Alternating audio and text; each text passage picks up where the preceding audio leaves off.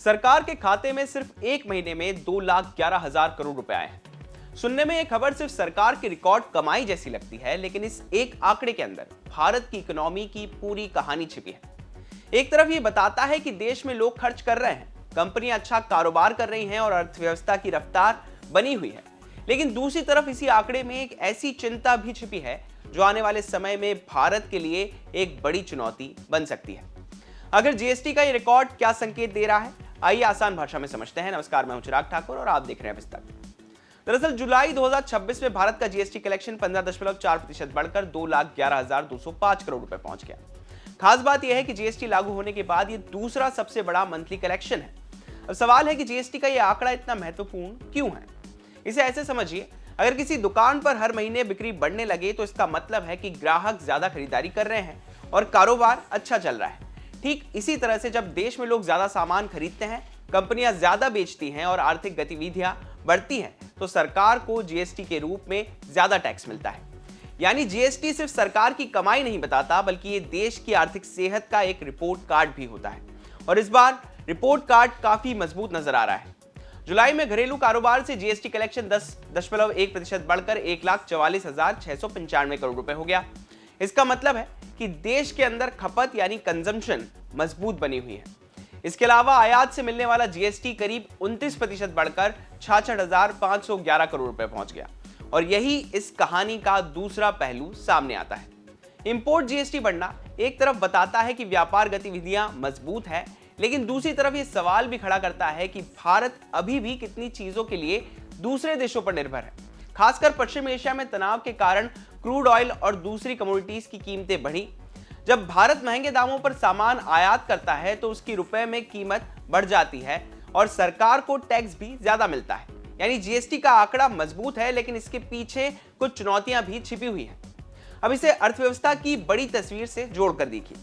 जून महीने में भारत का इंडस्ट्रियल प्रोडक्शन यानी फैक्ट्री आउटपुट 7.3% बढ़ा, जो करीब 2 साल की सबसे तेज ग्रोथ में से एक है। अब जीएसटी कलेक्शन भी इसी बात की पुष्टि कर रहा है कि फैक्ट्रियों से लेकर बाजार तक गतिविधियां मजबूत बनी हुई हैं। डेलॉइट इंडिया के एक्सपर्ट एमएस मणि के मुताबिक मजबूत जीएसटी कलेक्शन दिखाता है कि बाहरी चुनौतियों के बावजूद भारतीय अर्थव्यवस्था लचीली बनी हुई है। यानी ग्लोबल अनिश्चितताओं के बीच भी भारत में खपत और कारोबार अपनी रफ्तार बनाए हुए हैं। अब बात करते हैं कि इसका असर आपकी जेब और निवेश पर कैसा पड़ सकता है। अगर लोग ज्यादा खर्च करते हैं और कंपनियों की बिक्री बढ़ती है तो FMCG, auto, banking, retail, cement और मैन्युफैक्चरिंग जैसे सेक्टरों को फायदा मिल सकता है, क्योंकि जब कंपनियों का कारोबार बढ़ता है तो उनकी कमाई बढ़ने की संभावना बढ़ती है और लंबे समय में इसका असर शेयर बाजार पर भी दिखाई दे सकता है। सरकार के लिए भी ज्यादा जीएसटी एक अच्छी खबर है। ज्यादा टैक्स कलेक्शन का मतलब है कि सरकार के पास सड़क, रेलवे, इंफ्रास्ट्रक्चर और विकास योजनाओं पर खर्च करने के लिए ज्यादा पैसा होगा। लेकिन एक्सपर्ट्स एक चेतावनी भी दे रहे हैं। लगातार बढ़ता इंपोर्ट जीएसटी बता रहा है कि भारत की घरेलू मैन्युफैक्चरिंग को और मजबूत करना होगा, क्योंकि लंबे समय तक सिर्फ आयात के सहारे ग्रोथ को बनाए रखना आसान नहीं होगा। अगर राज्यों की बात करें तो जीएसटी ग्रोथ के मामले में हरियाणा सबसे आगे रहा, जहां कलेक्शन 25% बढ़ा। इसके बाद गुजरात और तेलंगाना में 19%, पंजाब और केरल में 16%, उत्तर प्रदेश में 15%, महाराष्ट्र में 13%, कर्नाटक में 12% और दिल्ली में 8% की बढ़ोतरी दर्ज की गई है।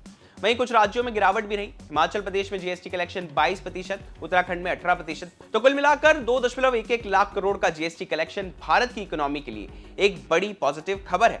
यह बताता है कि देश में खपत मजबूत है, कारोबार चल रहा है और आर्थिक गतिविधियां बनी हुई हैं। लेकिन असली सवाल अब यह है कि क्या भारत इस ग्रोथ को अगले स्तर तक ले जाने के लिए अपनी मैन्युफैक्चरिंग और कम आयात निर्भरता वाली अर्थव्यवस्था बन पाएगा, क्योंकि मजबूत अर्थव्यवस्था सिर्फ ज्यादा टैक्स कमाने से नहीं बनती, बल्कि ज्यादा उत्पादन करने से बनती है। आपको क्या लगता है, क्या रिकॉर्ड जीएसटी कलेक्शन भारत की मजबूत होती अर्थव्यवस्था का सबसे बड़ा संकेत है, या फिर बढ़ता आयात आने वाले समय की बड़ी चुनौती बन सकता है? अपनी राय हमें कमेंट सेक्शन में जरूर दें और बिजनेस से जुड़ी बाकी तमाम खबरों के लिए आप देखते रहिए विस्तार।